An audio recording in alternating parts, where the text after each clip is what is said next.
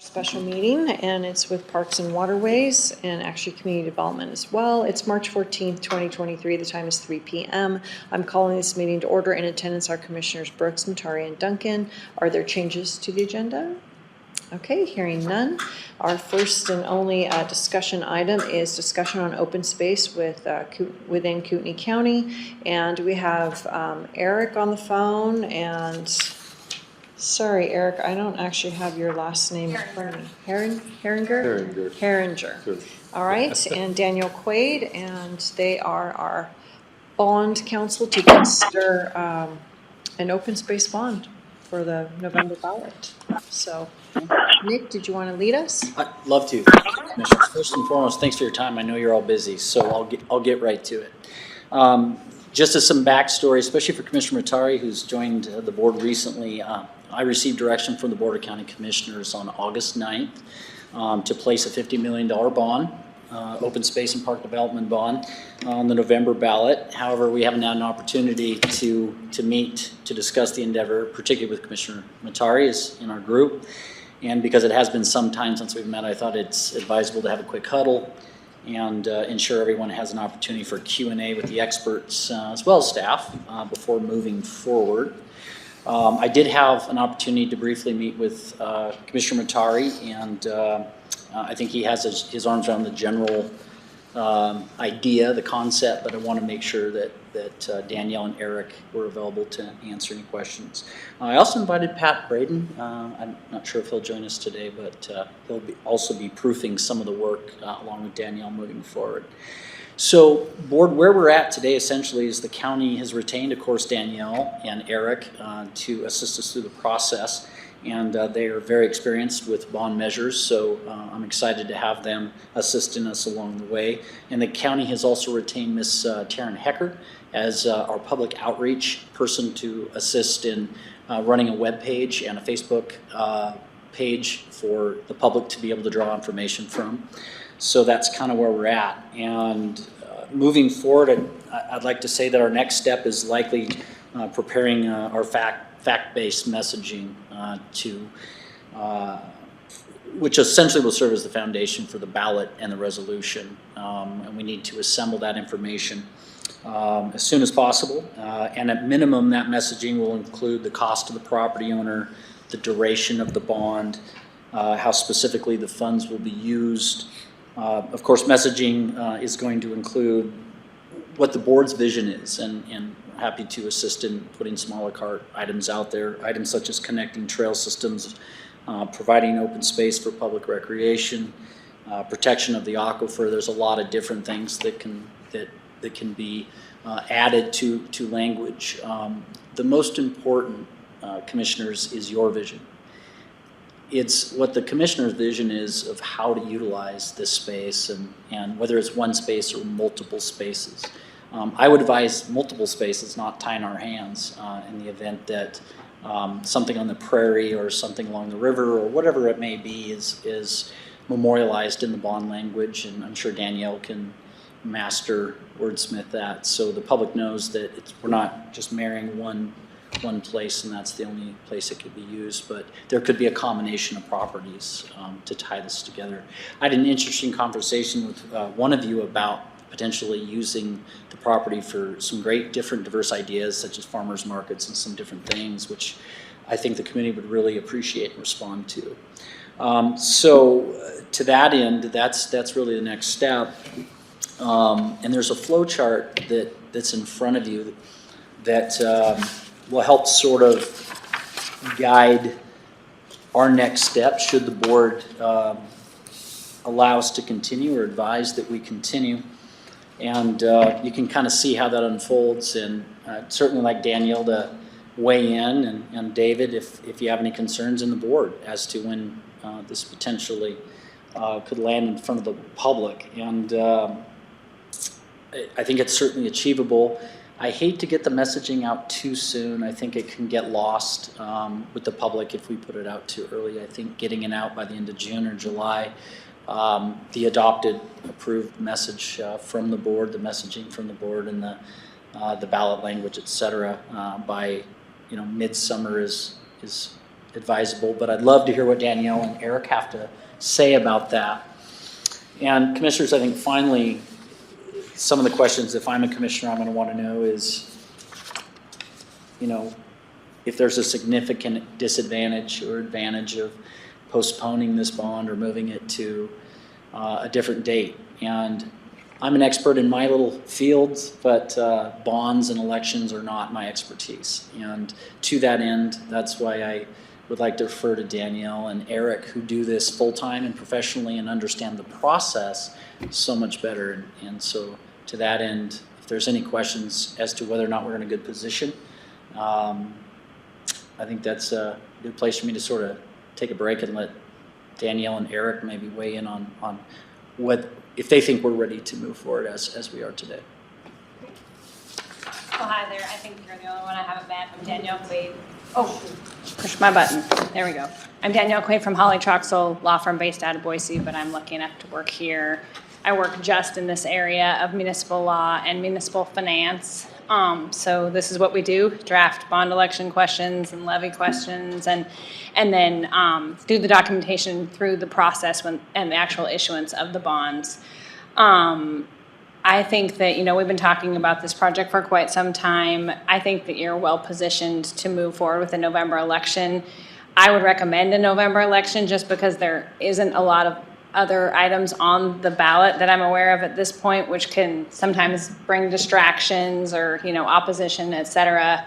Next May is going to have some primaries, which I think could potentially bring some distraction.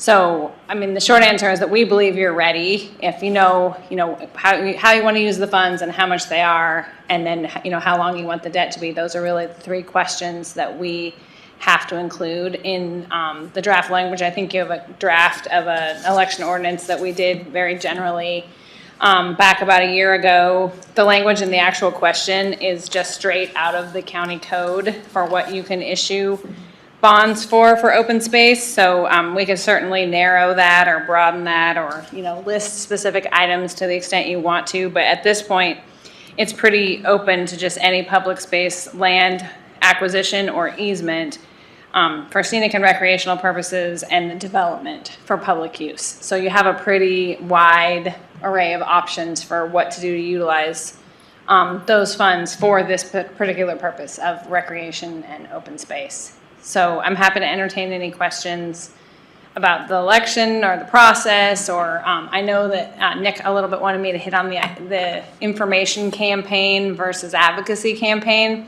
I know we've talked about that before. That's a really important item once we move into the process, and to that end, we'll be reviewing everything that Ms. Hecker drafts to ensure that you are walking that line of county funds can only be used for information. You can never use county funds or county resources in any way for advocacy for the election. Certainly the three of you, or whoever, the three that voted in August and whoever adopts the actual election ordinance, you'll be voting for it for a reason, right? So in your individual capacity, when you're not using county resources, so when you're not sitting here, you're not sending it out on county letterhead, you are able to advocate in your individual capacity, but you're not ever able to use county resources for advocacy. So we're pretty, we take a lot of phone calls about that during an election process so that people can kind of negotiate where they're at. Right now we have the override levy for the Micah Kid Island Fire District, and they've been calling me almost every day. What about this? What if the sign says this? Is that? So that's a big part of the work that we do pre-election.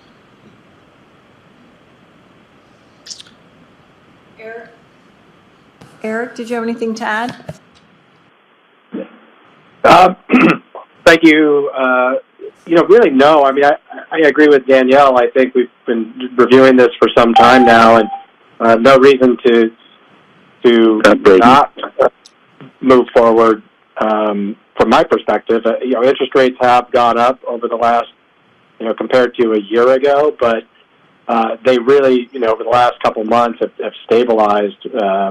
And the last week pretty volatile because of the banking situation, but I think the rate environment is still conducive for borrowing money, and this is something where the election just authorizes the county to access the bond funds, but you don't necessarily need to access all the bond funds right away. The authorization is, it's good until there's no time limitation on how when you can access the bond levy funds, and so. It might be a November election and it passes and you choose to wait a couple of years to identify the right piece of properties to acquire, or maybe you sell some bonds then to buy some property, and then you wait and you have the access to those funds if and when you need them down the line when the opportunities present themselves. So, I see no reason. From my perspective, there's no reason to postpone. All right. Questions? Bill? I agree. I think if we're going to do it, we're not in an advocacy position. We're in a put it on the ballot position and let people tell us what they want. All right. Bruce? I like the idea. So anything that we can do to preserve more open spaces, I think that the bond tax rate is pretty reasonable for what you're getting. I just wish that the land was a lot less expensive, so we could get a little more bang for our dollar. But that could very well happen by the time all of these things start to come into play. We don't know. Any thoughts on, they gave us three options of 30 million, 40 million, 50 million. Any thoughts on how steep you want to go? And obviously, even if we pass the $50 million bond, it doesn't mean we have to spend that money. Mm-hmm. I like the $50 million one because if you're going to do it, you might as well get as much as you can. Sure. So It's a nice round number, and it looks, from what I've seen on the paperwork here, it's not that much more for assessed property. $15 more between. Pardon? $15 more between. I like the $50 million 30 one million because and 50 million. if you're going to do it, you also get as much as you can. Hey, who has ever joined us by phone? It's a nice round number. Okay, And- can you mute your YouTube, please? Yeah, hold on. I'm sorry. Yes. Thank you. There it is. Okay. Hi. This is Jan Wilkins calling in. Okay, we're talking about open space bond, and I'm about to call on our county attorney, Pat Braden, to see if he had anything to add to the discussion. Great. Thank you. I'll unmute and listen to the rest of your discussion, and then I had a couple questions if you have any interest in public input. Yes, we'll have public comment when we're done with this discussion. Okay, thank you so much. Sorry to interrupt. No problem, Jan. Thank you. Okay, Pat? I don't really have anything to add. I think we should, kind of strike while the iron's hot, not delay this any longer. And I also, I think as far as the amount, my attitude's go big or go home. And I heard all three commissioners agree, say that. So that's all a comment I have. Thank you, Pat. Bill, did you have something else? Nope? Okay. No, I pretty much said what I had to say. I don't think it's a bad thing. I think we need to be very careful, not to advocate, but rather to educate. Mm-hmm. And educate. That doesn't mean don't do anything. I would like to see this thing go. If you don't educate people as to what it is and why it is, it will fail, for sure. Well, presumably that's why we have Taryn. Well, she's going to be very busy. She's good at it, I can say from experience. All right, Bruce? The only other thing I would say is that depending on how the election turns out today, might determine whether we have another election in August, which means I would consider planning your public relations campaign probably after that date that could happen in August, just to kind of keep the slate clean. Right, and you guys probably are aware, but the legislature is considering getting rid of the August date, and if it did, that would push the school levy election to November. So that would be something to consider too if that were to occur. That doesn't really work for the school district because they have to levy in September to collect the funds, but we would definitely want to keep that in mind, what other items are going to end up on that November ballot. It likely will end up being a perpetual levy at some point on the elections if we keep this up, but just something to consider. So, and I think the communication will be easy for the most part because I think people understand the concept. I agree. All right, so I guess direction just is work on completing the draft messaging, and then I guess it comes back for presentation Tuesday, May 2nd. Is that right? Yes, ma'am. Can I ask one more question? Do you guys have any thoughts at this point about more specificity or leaving it fairly broad? I know you haven't necessarily identified specific properties or uses, so I would recommend leaving it broad, but sometimes that's a desire of the board. Right. I think the only thing I would maybe say is priority would be the prairie, right? We would start there, but not limit us to the prairie. It's just priority. And you know, this picture, the reason I printed this struck me is, and for Commissioner Natari's benefit as well, Commissioner, our phones started ringing sometime in about 2018 is kind of when it really picked up. And I know you and I spoke that you're certainly aware of the growth concerns, is that when you look at that picture at about 1 o'clock or 2 o'clock there and you see that growth, you know, I had someone explain this picture to me. Hey, 99% of people with an IRA or 401k. Can you, who's ever on the phone, can you mute yourself, please? Thank you. And I think this just represents why we're here today. And I know the Commissioner's office and David's office and certainly my office for years, and those calls are increasing and the concerns increasing. So I agree, Commissioner, that the prairie should be the focus because that's what we're hearing from the public. But we shouldn't limit ourselves in case there's some other opportunities throughout the county. Thoughts on that? I agree. I have David? a question, if that's Sure. okay. Probably for Danielle, but maybe it's Eric. The language itself, does it need to include Parks Master Plan in order to be able to use that money for that? No. Okay. There are, like for wastewater and water bonds, there's a requirement that there be engineering that the project is based on. There's no similar requirement for open space. I had a question. I'm not sure Danielle or Eric, either or, whoever's the resident expert. Can we use those funds to leverage for with grants? Can we use it as cash match toward grants? Because I see an opportunity to maximize the county's buying and development power if we're able to use those as match. Yeah. You absolutely are. I mean, you have to use them for acquisition or development of property, but if having the county invest a certain amount could bring you matching grant funds, you can absolutely use it for that. Are we able to acquire property and put it into, say, a Panhandle Parks Foundation hands, Nonprofit.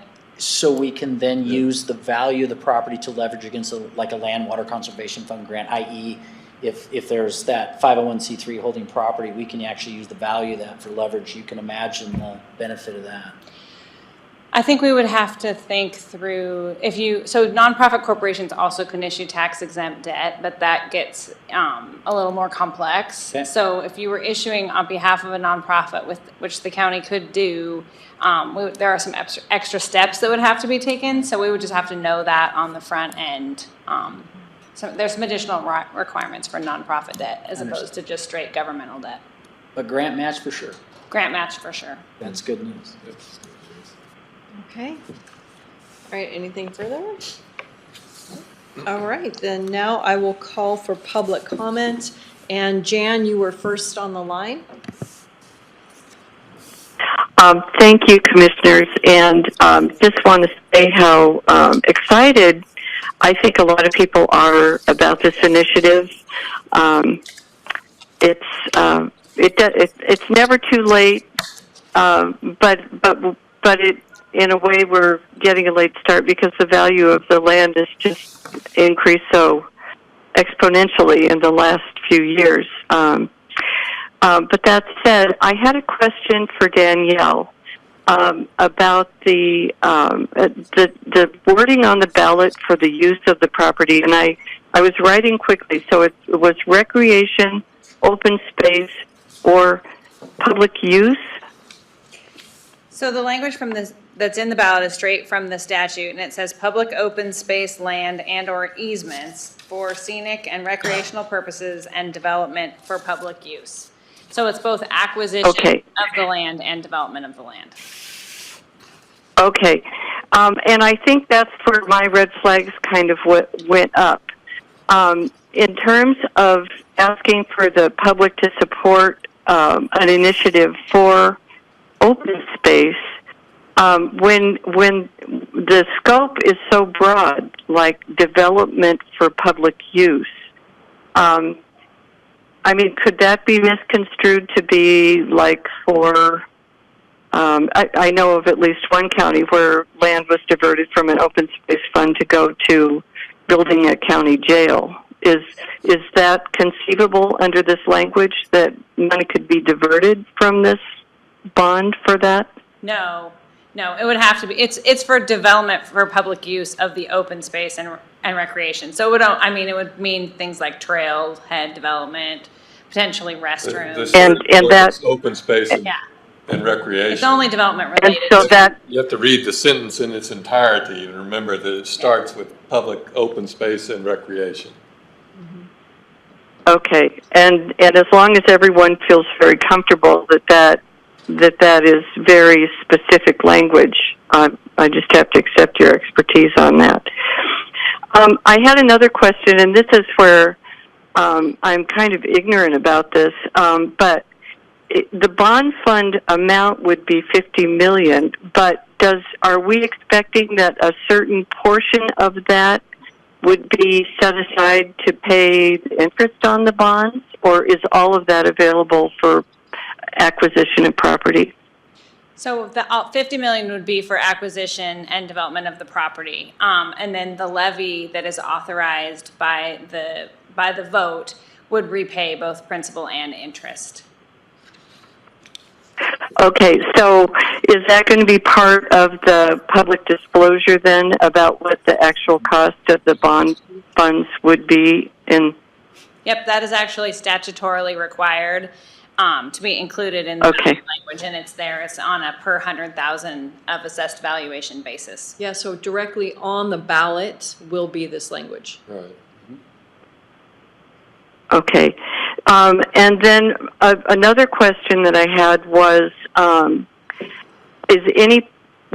the commissioners envision that any part of this $50 million would be set aside for management, ongoing administration of the parks once they're purchased and developed? Jen, this is Danielle Quaid. I'm going to answer that again on behalf of the commissioners. The funds have to be utilized for acquisition and development. They can't, tax-exempt bonds can't be issued for operation expenses, so those expenses would have to be covered by the county through their regular budget. Okay. Okay, so that's I guess that's another component that people would really need to understand about this, that with the addition of open space, which would be wonderful, there would be an additional obligation for the county to to fund the administration of it. So that's another part of the budget consideration that probably needs to be considered, and whatever. Okay, that's all the questions I had. Good luck. Thank you. All right, anybody else joined us by telephone who has public comment? Okay, hearing none, it's 3:25 and meeting adjourned. Thank you, guys. Thank you. Thank you, commissioners. Thank you.